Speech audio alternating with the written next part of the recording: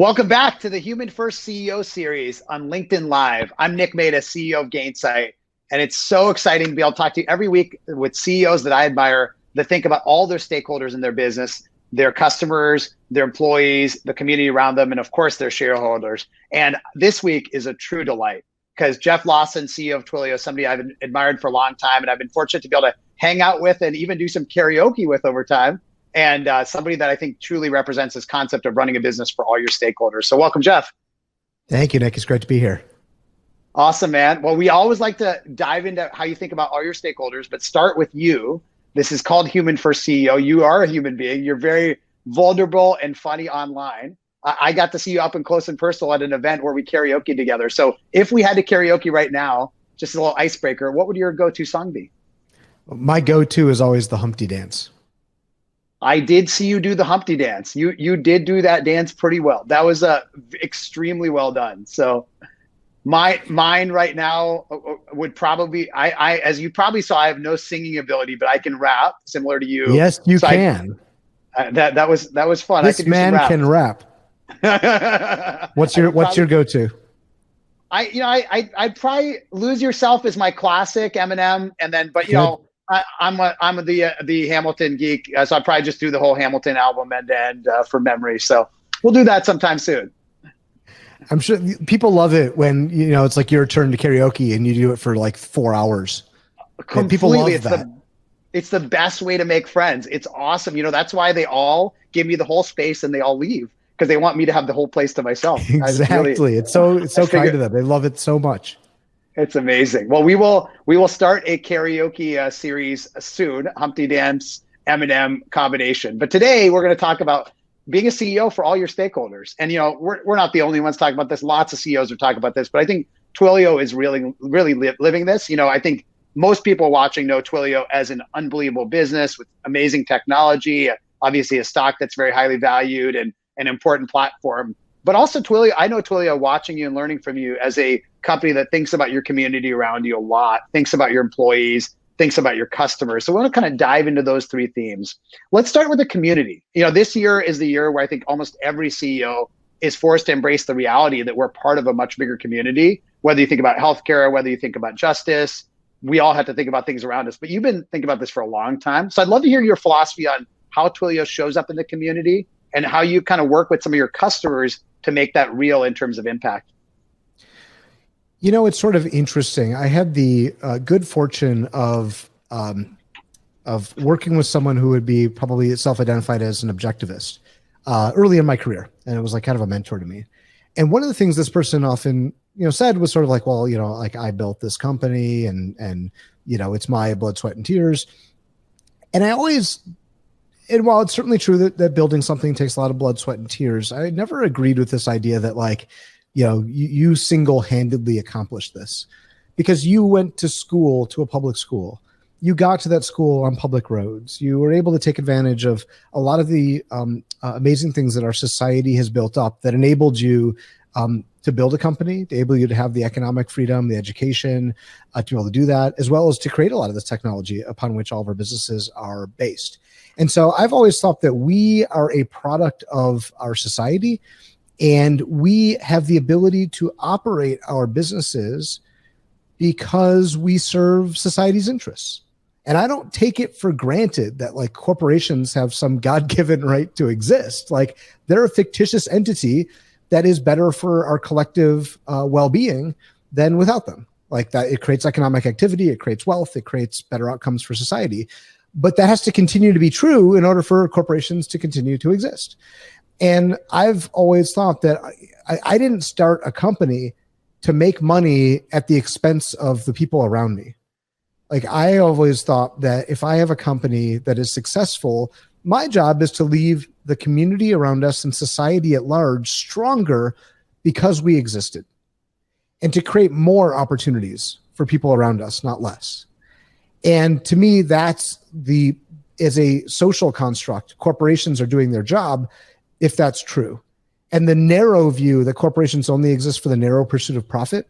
Now, there's some value, and I can understand that argument. It is a nice simplification of the role that corporations play. Yet, history has shown that the narrow pursuit of profits can very easily, and often does, provide for the degradation of community and society around us. And that's just not why I started a company. I didn't start a company to extract money from the community. I started a company because I wanted to make our employees better, our customers better, and our communities better. And, it was interesting. I was talking to DeRay McKesson, who's one of the founders of Black Lives Matter. And he phrased it in a way that I thought was really nice. He said, when you move into your house, or, you live where you live, you kind of be a good neighbor, right? Mm-hmm. So you want to take care of your neighbors. You're looking out for them. They're looking out for you. And we're all stronger when we do that. So being a good neighbor has value on the personal level. Well, corporations have to be good neighbors too. And I thought that was a really nice explanation of how companies fit into the communities and the society around us. And, if we can be good neighbors, if we can help our communities to succeed while we succeed, that is both virtuous, but also is an enabler of our business success. Like right.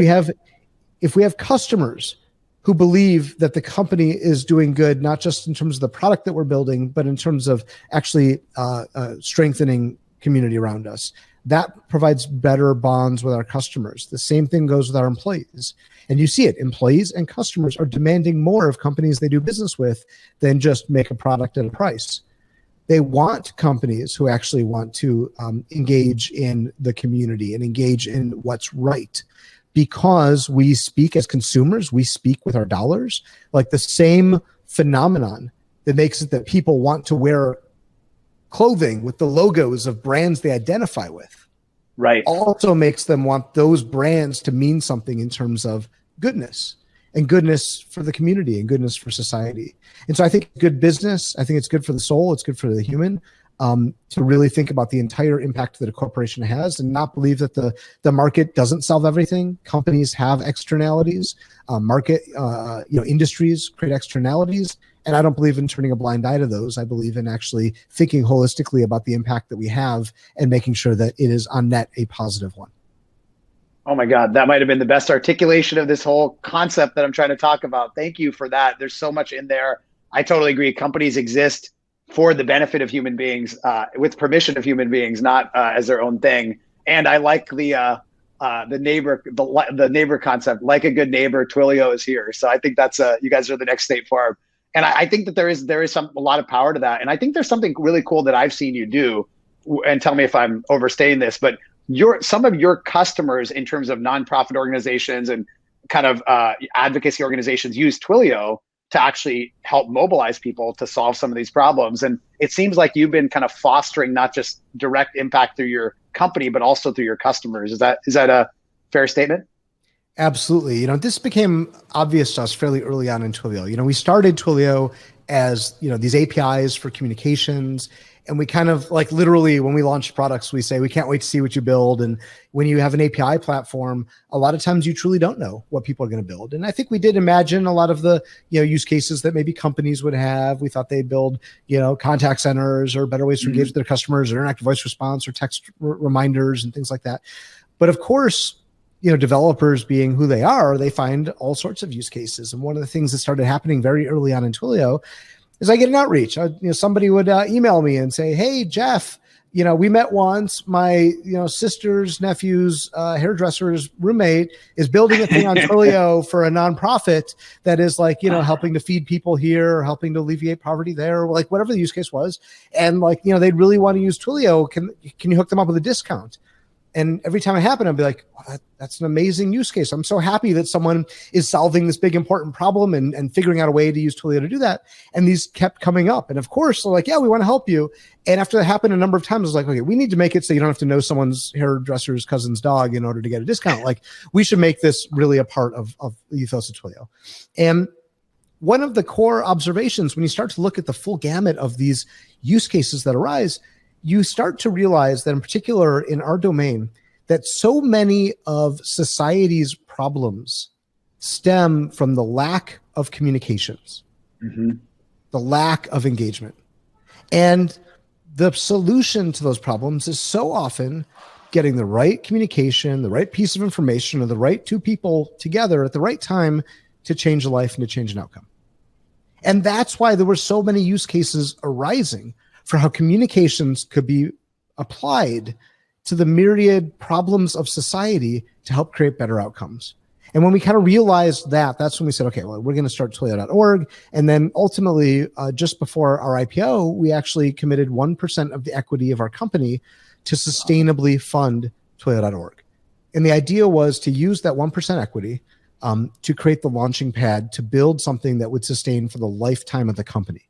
And we'd give it's sort of like, it's the nest it's going to learn to fly from with this 1% equity.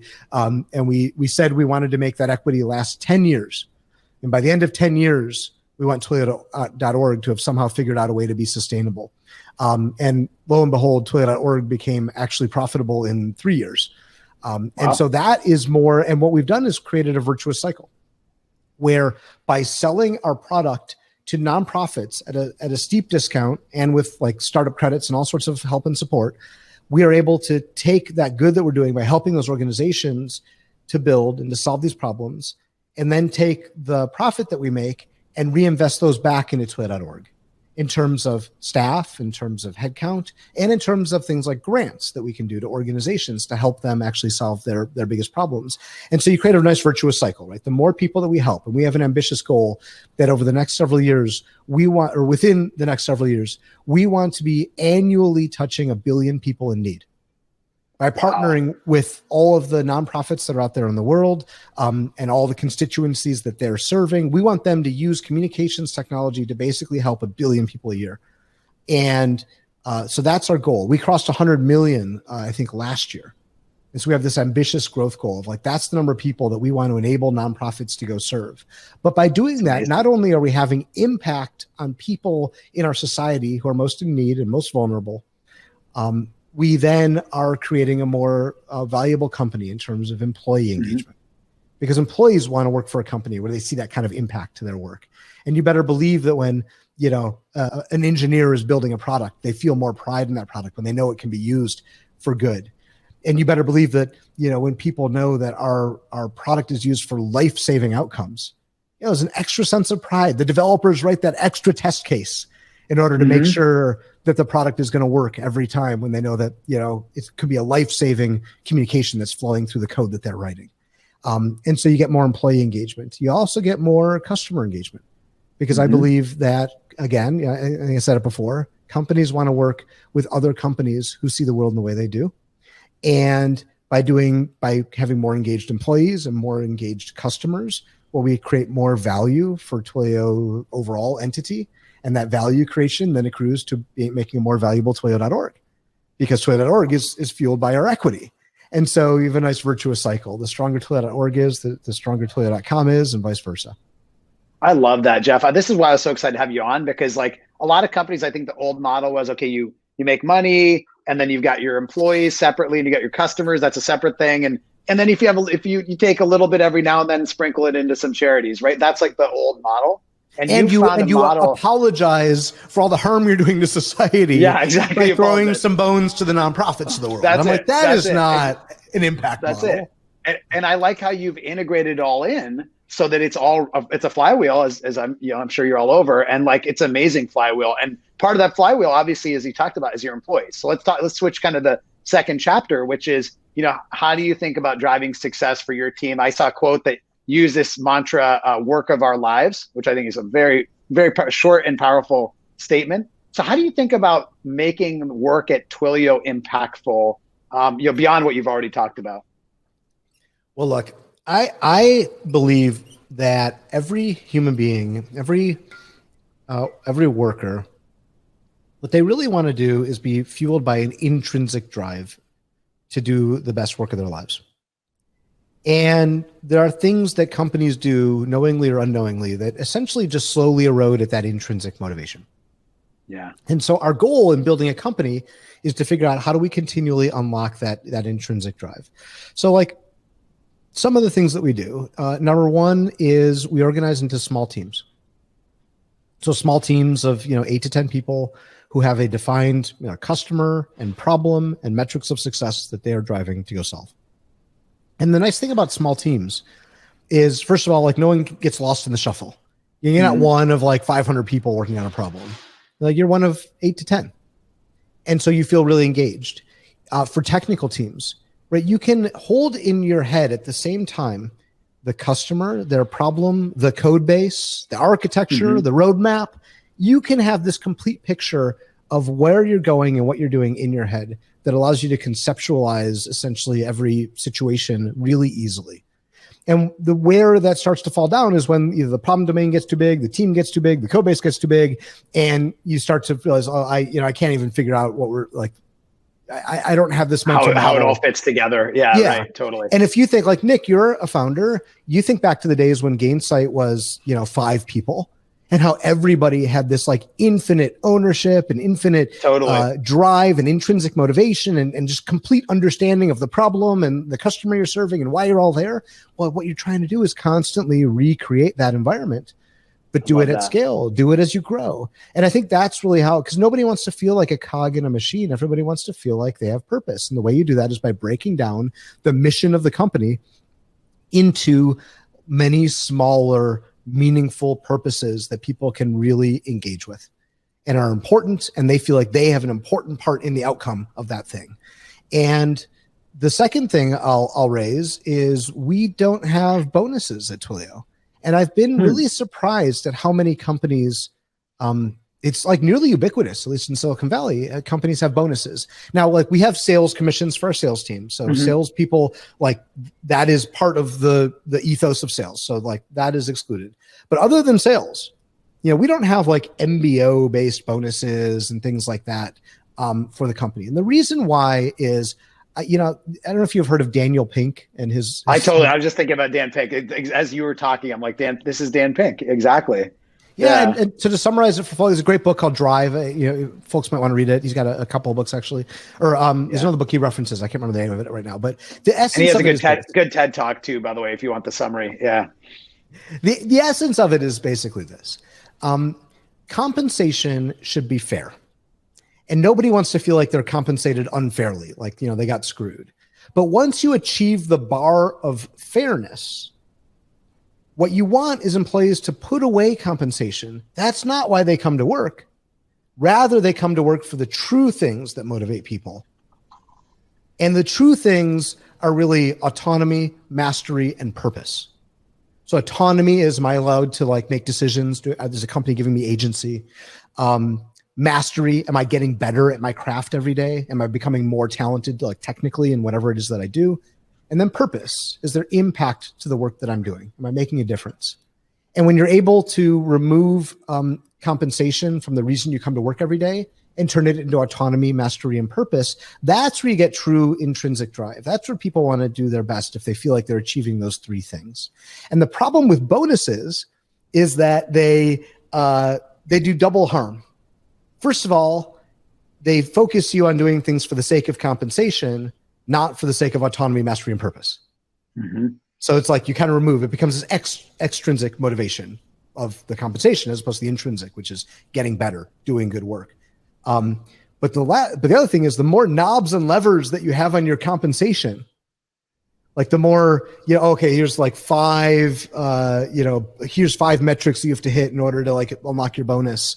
Or even if you say, oh, and there's just a company-wide, a simple thing, like if the company meets its revenue goal, then everyone gets their bonus. Well, every one of those knobs and levers is a reason for people to feel like they got screwed. And suddenly you bring something that was not an issue of, is this fair? And now you turn it into an issue of, oh, it wasn't fair.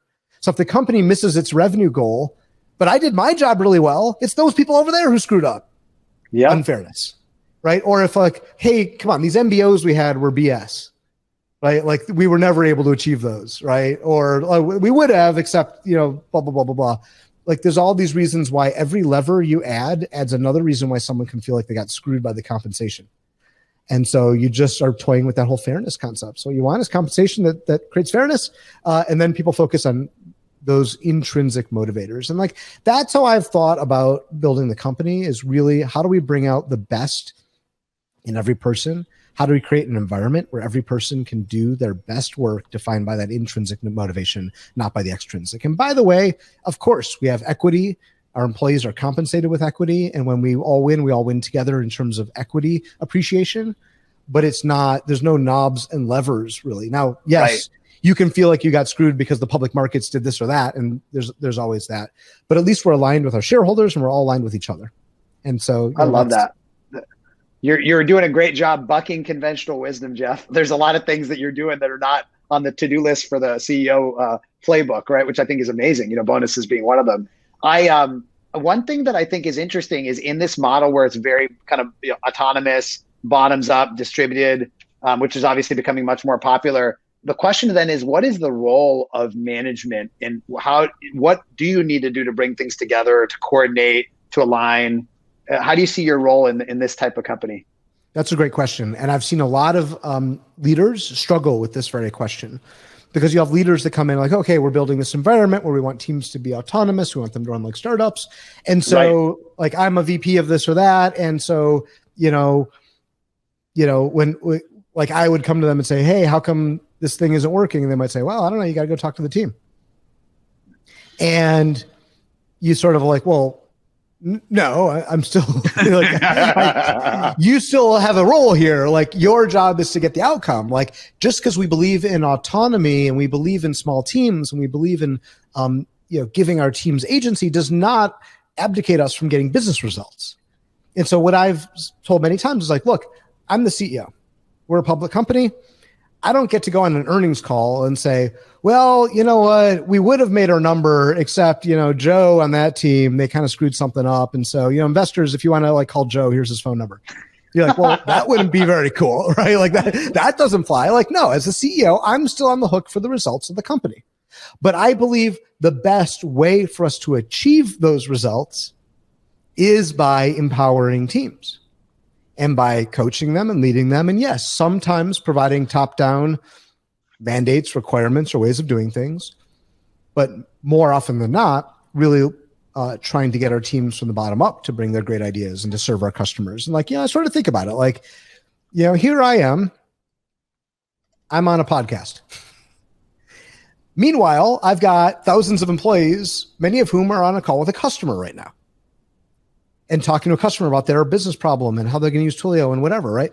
And I'm like, who knows better about what we need to do to go serve our customers? Me or the thousands of people in aggregate who are talking to our customers right now?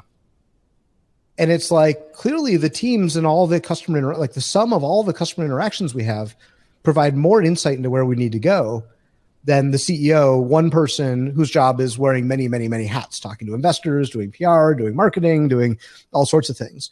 And so what I tend to think is, how do we create a system whereby the sum of all those customer interactions and viewpoints that our teams are building and market awareness of their respective domains, those ideas surface to the top, and we as leaders are able to essentially help coordinate them in a way that provides more value than just all these independent ideas. But ultimately, we're here to curate and help unlock the ability for the teams to do the work that they see customers needing us to do, as opposed to the CEO being the person who has some great idea and has everyone go do the thing that they think that they're really hung up on in the moment. And I think that's a much stronger, healthier culture. That's interesting. Again, bucking conventional wisdom, because there's an image of a Silicon Valley CEO who knows exactly what's best for everyone, right? And makes those decisions. I think it's really interesting. Switching gears to our third kind of chapter, which I'm contractually obligated to talk about customer success every time I do a session. So I'll talk about how we drive success for customers. And I saw something that you wrote about this kind of Darwinian evolution happening, which I thought was an amazing phrasing around the new world of disruption. Can you talk a little bit about that and like how customer experience becomes a bigger deal as the world goes forward? Absolutely. It's funny, like 20 years ago, countless companies were faced with like all these decisions about like technology they might need to run the business. And they were presented with the classic build versus buy question. And, maybe there were some people, and, at this era, like 20 years ago, mostly what you're talking about is like back office systems, ERP, HR systems, stuff like this, right? And there'd be this build versus buy. And maybe there was someone who was like, well, I think we can build it. But then you'd have a vendor, like a salesperson comes in and says, no. Like, you don't want to reinvent the wheel. We've got this. We've built it. 1,000 other companies use it. You really just want to adopt our product. And this isn't your core competency. And, we can give you best practices with our product. and companies would make a decision. And at the time, 20 years ago, especially when you're talking about these back office type systems, those vendors had a really good point. Like, yeah, you shouldn't go reinvent the wheel. Most companies should not invent their own HR system or ERP system or whatever. And so typically companies would outsource all this stuff to the extent that companies outsourced all of their IT. So this isn't core, what do we know about computers, right? Well, guess what? Along came the web, along came mobile, and suddenly industry after industry realized that the core interface they had with their customers was a digital one. And you don't think, like, for example, you don't think of your bank today as like a bricks and mortar building that you walk into and the teller knows your name. Like, you think of your bank as a mobile app. And so as industry after industry started becoming a digital industry, eventually, basically what ended up kicking a lot of that off was some startup that was like a bunch of developers saying, hey, we've got this better way of like building a customer experience. Like some startup with a bunch of engineers would go build some, superior experience. And then one of the incumbents would say, oh, wow, like that's a really great idea. Wow, they're starting to steal some market share. Well, we should go invest in developers. And so they would start to go and they would hire developers. And the key thing you do when you hire developers is you're able to listen to your customers. You're able to hear their problems that they have that you could potentially solve. And then you get to go build something and put it in front of those customers and say, how's this? And get their feedback and iterate your way towards a better and better and better product and customer experience across all the touch points you have with the customer. And so what you end up with was the companies who are able to listen to customers, adapt to a changing environment, and better serve their customers as a result of it, like they're the ones who survive and thrive. And the companies who basically all bought the same old software from the same old vendor, they're not differentiated in the eyes of their customer because, look, for the back office stuff, buying something off the shelf and getting best practices, like that's all great. But when the software you're buying touches your customer, now suddenly best practices and having the same software as all your competitors is a liability because by definition, you're undifferentiated. And so the companies start building instead of just buying. And so what you really end up with in these industries that undergo this change, and it's really become every industry. It's not a question of build versus buy. It's a question of build versus die. Because if you are the only one who's like stuck with some 20-year-old software that you can't change, and all your competitors are going and listening to customers and talking to customers and hearing what they need and adapting and building, who's going to win? It's clearly the companies that can adapt. And by the way, 2020, the great digital acceleration that has occurred because of COVID, because so many human interactions have turned into digital interactions, the companies who are set up, who had the muscle to be able to listen to customers and see emerging problems and build solutions, they're the ones who've been able to navigate these waters successfully. And the companies who didn't have that muscle, who weren't fundamentally builders, a lot of those are the ones that you see, gone out of business. And so I truly think that we've been witnessing this Darwinian evolution of business where companies know how to build, therefore can listen to customers, can serve, can evolve, and therefore win, and customers that don't end up dying. That's amazing. Build or die. And you have a new book, Ask Your Developer, I think, where you talk about this a lot more. So definitely check out that book. You also are a vendor now, and you have to drive success for your customers. Twilio has kind of invested a decent amount of customer success in the last few years. How does that fit into your business model as CEO? Well, it's about the full life cycle management of customers, right? And so so much of what you do is after the sale in how you invest. And we learned this lesson the hard way. We actually had a very small sales team all the way up through about 2017 because developers took our product, and developers are notorious doers, right? They take it and they build. And a lot of our customers, like especially those developers, if we had a salesperson call them, would say, "Oh, no, I don't want to talk to a salesperson. I just want to go build." Right? And so we'd say, "Okay, fine." And so we hadn't invested a lot in sales, nor had we invested a lot in customer success. We did have obviously like a rich customer support team and things like that.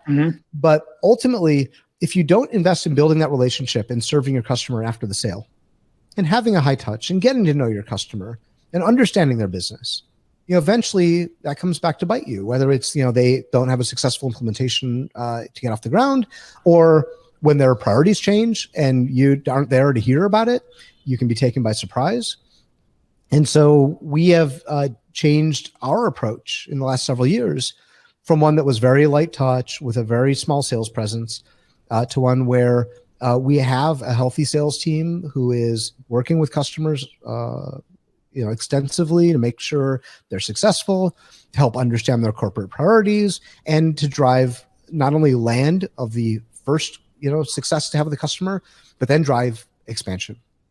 And what we find is that like developers bring us into a wide variety of companies to solve a wide variety of problems. We have 10 million developers on our platform and over 200,000 active customers.